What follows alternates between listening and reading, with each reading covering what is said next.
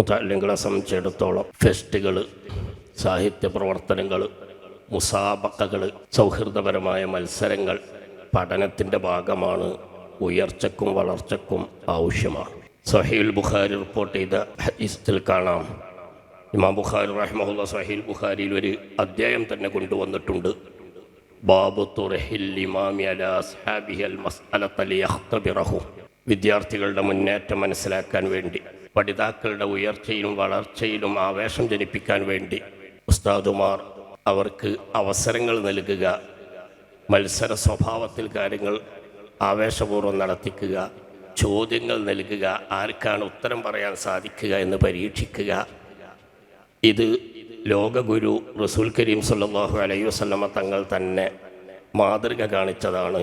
ആ സംഭവമാണ് സ്വഹീഹുൽ ബുഖാരിയിൽ ബാബു തുർഹിൽ ഇമാമി അൽ മസ്അലത അലാ അസ്ഹാബിഹി ലിയഖ്തബിറഹു. സ്വഹാബത്തുൽ കിറാം റളിയല്ലാഹു അൻഹുവിൻ്റെ സദസ്സിൽ റസൂൽ കരീം സല്ലല്ലാഹു അലൈഹി വസല്ലമ തങ്ങൾ ഒരു ചോദ്യം ഇടുകയാണ്. മരങ്ങളുടെ കൂട്ടത്തിൽ, വനങ്ങളിലുള്ള മരങ്ങളിൽ ഒരു മരമുണ്ട്. മസലുഹു കമസലിൽ മുസ്ലിം, മുസ്ലിമിനെ ഉദാഹരണപ്പെടുത്താവുന്ന ഒരു മരം. ഏതർത്ഥത്തിനും എല്ലാ ഭാഗങ്ങളും മറ്റുള്ളവർക്ക് ഉപകാരപ്രദമാകുന്ന രൂപത്തിലൊരു മരമുണ്ട്. ആർക്കാണത് അറിയുക? ആരാണ് ഉത്തരം പറയുക? റസൂൽ കരീം സല്ലല്ലാഹു അലൈഹി വസല്ലമ തങ്ങളുടെ സദസ്സിലേക്ക് ചോദ്യമിട്ട്. എല്ലാവരുടെയും ചിന്ത സഹീഹുൽ ബുഖാരിയിൽ കാണാം. അബ്ദുല്ലാഹി ഇബ്നു ഉമർ റളിയല്ലാഹു അൻഹു ഹദീസ് ഉദ്ധരിക്കുന്നു, ഞങ്ങളെല്ലാവരും കാട് കയറി. എന്നാൽ എല്ലാവരുടെയും ചിന്ത കാടുകളിലേക്ക് പോയി. ഏതായിരിക്കും ആ മരമെന്ന് ആരും ഉത്തരം പറഞ്ഞില്ല, അല്ലെങ്കിൽ ഉത്തരങ്ങൾ ഓർമ്മയിൽ വന്നില്ല.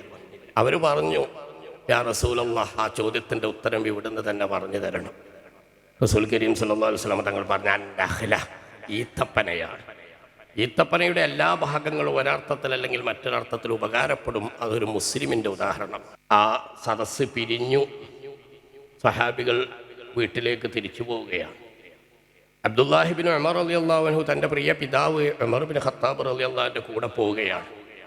അബ്ദുല്ലാഹി ഇബ്നു ഉമർ തങ്ങൾ ഉപ്പനോട് പറഞ്ഞു, ഉമർ ഇബ്നു ഖത്താബ് തങ്ങളോട് പറഞ്ഞു, റസൂൽ കരീം സല്ലല്ലാഹു അലൈഹി വസല്ലം തങ്ങൾ ആ ചോദിച്ച ഉടനെ അതിൻ്റെ ഉത്തരം എൻ്റെ മനസ്സിൽ വന്നിരുന്നു.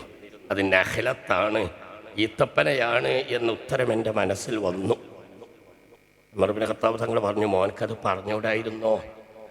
അവിടുന്ന് പറഞ്ഞു, അങ്ങയുള്ള സദസ്സിൽ, അതുപോലെ സിദ്ദീഖുൽ അക്ബർ റളിയല്ലാഹു അൻഹുവിനെ പോലെയുള്ള പ്രമുഖരായ സ്വഹാബികളുള്ള സദസ്സിൽ, സീനിയർ ഉള്ള സദസ്സിൽ ചെറിയവനായ ഞാൻ അതിൻ്റെ ഉത്തരം പറയുന്നത് അദബ് കേടായിരിക്കുമെന്ന് കരുതി ഞാൻ പറയാതെ പോയതാണ്.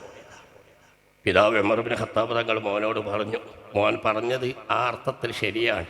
എന്നാൽ പോലും റസൂൽ കരീം സല്ലല്ലാഹു അലൈഹി വസല്ലമ തങ്ങളുടെ ആ ചോദ്യത്തിന് എൻ്റെ മോൻ അവിടെ ഉത്തരം പറഞ്ഞിരുന്നുവെങ്കിൽ ഉപ്പയ്ക്ക് അത് വലിയ സന്തോഷമാകുമായിരുന്നു എന്ന് ഉമർ ഇബ്നു ഖത്താബ് തങ്ങൾ പറഞ്ഞു. ഒരുപാട് പാഠങ്ങളുണ്ട്, ഞാൻ വിശദീകരിക്കുകയല്ല അതിൽ. ചുരുക്കത്തിൽ പഠിതാക്കൾക്ക്, മുതഅല്ലിങ്ങൾക്ക്, അല്ലാത്തവർക്കുമൊക്കെ ഓരോ വേദിയിലും മേഖലകളിലും ആവേശം പകരാൻ വേണ്ടി മത്സര സ്വഭാവത്തോടുകൂടി ചോദ്യങ്ങൾ നടത്തി മത്സരിച്ച് സൗഹാർദ്ദപരമായി മുന്നേറ്റത്തിനുള്ള ശ്രമങ്ങൾ നടത്തുക എന്നത് മുഹമ്മദ് റസൂലുള്ളാഹി സ്വല്ലല്ലാഹു അലൈഹി വസല്ലമ തങ്ങൾ പഠിപ്പിച്ചതാണ്. അതിൻ്റെ ഒരു ഉദാഹരണം, സാമ്പിളാണ് ഞാൻ നിങ്ങളുടെ മുന്നിൽ വെച്ചത്.